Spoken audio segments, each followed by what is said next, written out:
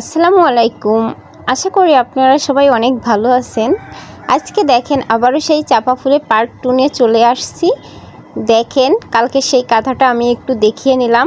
এখন দেখেন যে লাইনটা বাকি রয়েছে এর উপর দিয়ে আমাদের সেলাই করে যেতে হবে।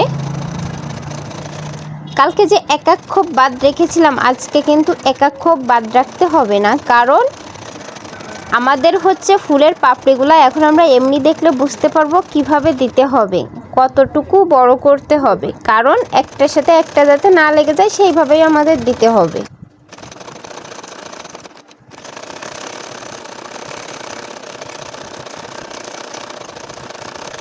আপনারা চাইলে কিন্তু কাল যেভাবে আমি কাঁথাটা সেলাই করে আপলোড দিয়েছিলাম ঠিক সেইভাবেও কিন্তু করতে পারেন, ওইভাবেও ভালো লাগতেছে খাতাটা দেখতে, আর এইভাবেও কিন্তু দেখতে খুব সুন্দরই লাগবে। কিন্তু এইভাবে হচ্ছে একটু বেশি গর্জিয়াস আর ওইটা হচ্ছে একটু সিম্পল। এখন দেখেন এর মধ্য দিয়ে কিন্তু আমি কিন্তু সর্বপ্রথম বড় একটা পাতা দিচ্ছি, তারপর কিন্তু ছোট একটা পাতা দিতে হবে। প্রতিটা পাতা কিন্তু ফিট হালকা করে উঁচু করে আমাদের ঘুরিয়ে ঘুরিয়ে দিতে হবে। এখন দেখেন আবারও আমি আরেকটা লাইনে কিন্তু সেই চাপা ফুলগুলা দিয়ে নিচ্ছি।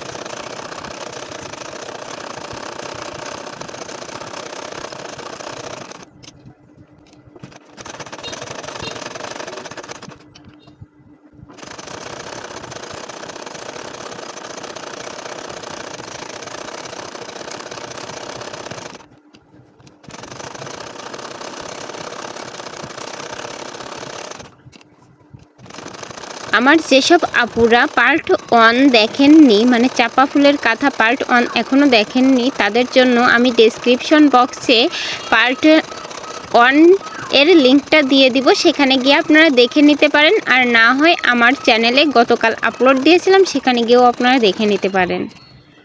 ধন্যবাদ। আর আমার এই চ্যানেলটি যদি সাবস্ক্রাইব করে না থাকেন তাহলে সাবস্ক্রাইব করে দিবেন, আর লাইক কমেন্ট শেয়ার অবশ্যই করবেন। একইভাবে আমি এখন সম্পূর্ণ কাঁথাটা সেলাই করে নিব। আসলে কালকে অনেক ব্যস্ত ছিলাম, সেজন্য আরেকটি পার্ট আমি করে পারছিলাম, সেজন্য আজ আপলোড দিলাম। তবে এরপর থেকে চেষ্টা করব কখনো 2টা পার্ট না করে একটা পার্ট করার জন্য, তাহলে হচ্ছে আপনাদের দেখতেও সুবিধা হবে। আর তারপর একটা কথা, যদি কোথাও বুঝতে সমস্যা হয় তাহলে অবশ্যই আমাকে কমেন্ট করে জানাবেন। ঠিক একইভাবে এখন আমি অফ ক্যামেরা বাকিটা করে নিয়েছি। দেখেন আমার করা শেষ। এখন হচ্ছে প্রত্যেকটা লাইনে দেখেন 2-1টা জায়গায় হচ্ছে সিঙ্গেল সেলাই আছে, মানে 2 গুণ করে করে সেলাই দিয়েছি সেইটা। আর এক সাইডে দেখেন 4টা করে করে সেলাই পড়ছে।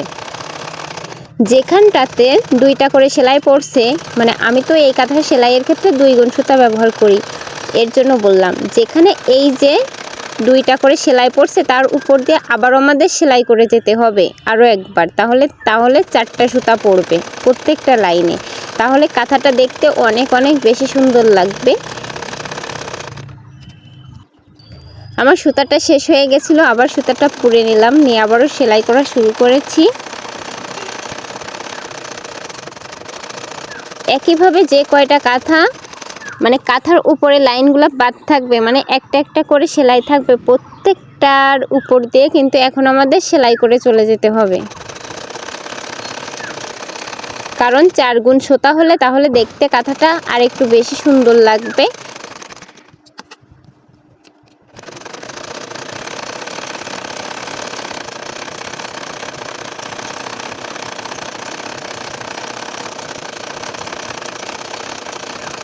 একইভাবে আপনারা সম্পূর্ণ কাঁথায় যেখানে যেখানে একটা একটা করে সেলাই আছে সেখানে আরও একবার সেলাই করে নেবেন। দেখেন এখন কাঁথাটার কিন্তু সব জায়গায় সমান, কতটা সুন্দর লাগতেছে। সবাই ভালো থাকবেন, সুস্থ থাকবেন। আল্লাহ হাফেজ।